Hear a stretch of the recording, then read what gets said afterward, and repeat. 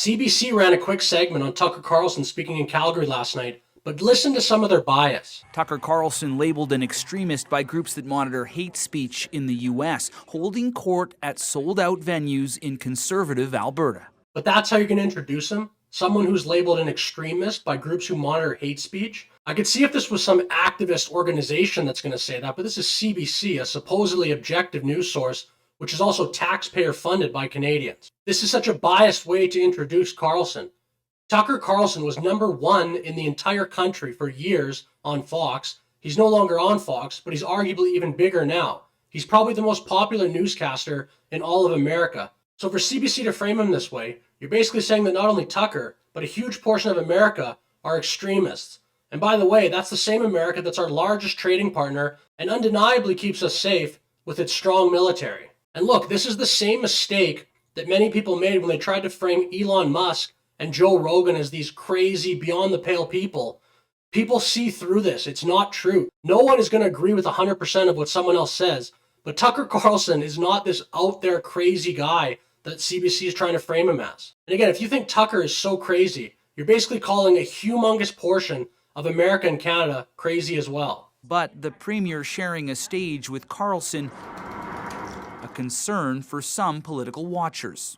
By riling up the UCP base through a conversation like this one with Tucker Carlson, that might advantage her in one way, but it might disadvantage her because the average Albertan is not in favor of Tucker Carlson's views. How do you know that, though? Where's the proof of that? The average Albertan is not in favor. I'm sure the average Albertan agrees with him on some stuff. And even if the average Albertan does not agree with Tucker Carlson's views, why is that a concern like CBC says here?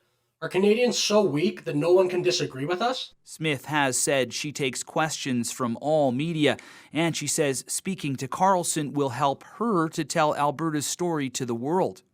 Of course, it's difficult to say what that story will be, especially when the main character tasked with helping to tell it is a peddler of misinformation. A big gamble on a very big stage. Ironically, him calling Tucker Carlson a peddler of misinformation is misinformation itself. Tucker Carlson is not this crazy extreme guy they're making him out to be. Sure, most of his views are right-wing, but that does not make you a bad person or this crazy extremist. That is such an unfair standard, and CBC are being the divisive ones here, and not Carlson. As one example, Tucker Carlson was recently on a show called All In Podcast. All In Podcast has a lot of takes on that show from right-wing to left-wing, on technology and politics, etc.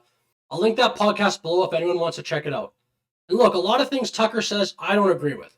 A former New York City Mayor Ed Koch once said, if you agree with me on 9 out of 12 issues, vote for me. If you agree with me on 12 out of 12 issues, see a psychiatrist. But for some reason, many in our society want conformity and less disagreements. So with that said, do you agree with my video? Do you think that CBC is being fair to Tucker Carlson here or not? Let me know your thoughts in the comments below. Thanks for watching and have a good day.